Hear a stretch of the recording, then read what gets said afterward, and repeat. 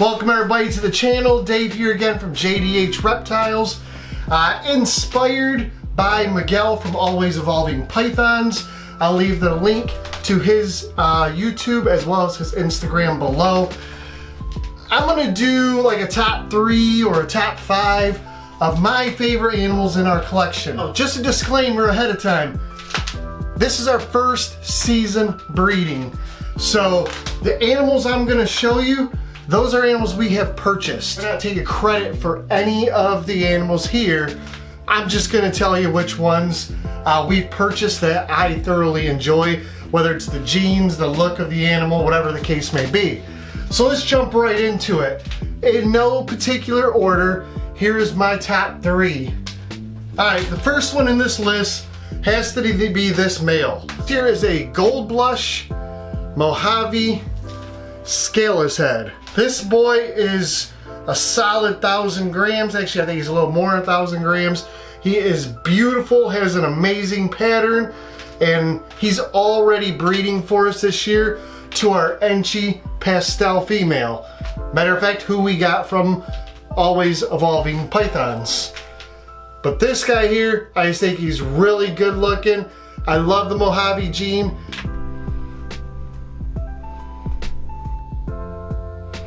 And there you can see the amount of scaleless on his head. Overall, I think he's an amazing animal, and that's what puts him up in my top 3. Number 2, you know, there's really like a top 5. I really are a top 4, but I'm gonna just rattle off a couple of these. It's so hard to pick, mainly because some look great, and I love what the gene does, and I love working with the gene. So I'm gonna show you my second one. This one here, this one is a female. This is a super pastel blackhead bamboo.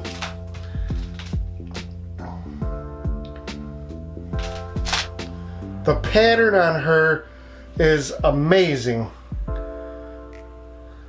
She doesn't have the best temperament, but she's a great feeder, and she's gonna be a great future breeder for us. And my number 3, and I always love showcasing her. This is our female, just a single gene. It's a calico. Calico sugar, whatever you wanna say. Some people think it's the same gene. I believe it's the same gene, I really do. But I believe it's polymorphic. And what I mean by that is I believe there are high whites, there are low whites, and I do believe that it stays that way as you breed them. In other words, I believe a high white female will have high white offspring, and a low white female will give low white offspring. Unlike pieds, where it really doesn't matter, you seem to get a mixed bag regardless. So here is my single gene calico, or sugar, whatever you want to say. She is just stunning.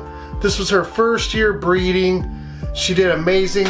2 of the 3 we're holding back. Right, guys, so kind of like some runners up, because again, I have such a hard time picking 3. So I'm gonna show you 2 more that really rate high on my scale. The first one has to be this Enchi Mimosa. So what Enchi Mimosa is, this is an Enchi Champagne Hypo. And I just don't know if the camera's picking up the colors. She is like yellow from the hypo. I mean, she's got purple going through the top, through the dorsal. And you can see the purples in the pattern. I mean, she's just a beautiful snake. And I'm not 100% sold on Champagne. Don't get me wrong. I have a Champagne male, a het pied, and I have this girl here. Champagne does some really cool things with what seems to be a very few amount of genes, but it muddies up a lot of other genes. But I do believe there's a place for it. I do believe there are some genes that work very well with it, and I look forward to putting many different genes into both this and the male and seeing what we can come out with. Now obviously you cannot breed Champagne to Champagne. It is a lethal combo.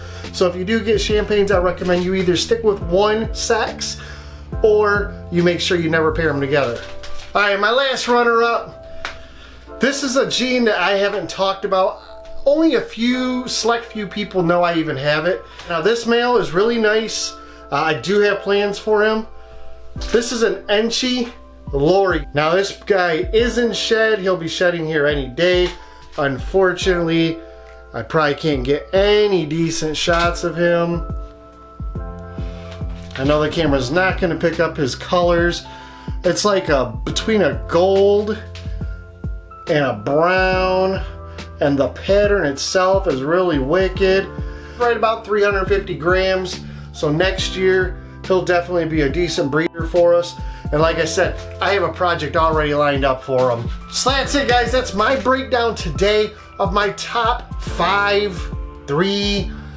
But those are just a quick rundown, the ones that always catch my eye. So thanks again for stopping by. As you know, Jamie, watch out for her in a couple days. I'm gonna have a video up with her giving you her top 3 or top 5, whatever it may be. We're just gonna have a little bit of fun with it. So we have 3 clutches that could potentially drop within the next 2 weeks. So that's exciting. Those videos will be coming up. So if you're following us on Facebook, Instagram, Patreon, you'll get all that information. I'll leave the links to all those down below. And thanks again to Miguel. It was a great idea. I'm glad you started it. And hopefully others that see this will start it and do it on their own page as well.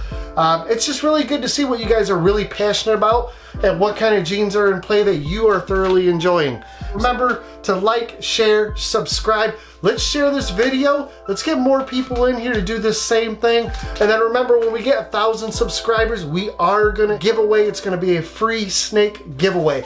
I don't know what we're gonna do. We've got 4 other clutches in the incubator at this time. Depending when we hit that 1,000 subscribers, will depend on what it's gonna be. You know, it'll be a big milestone for us. Thanks again for watching. Have a fantastic evening, and don't forget to tip your waitress.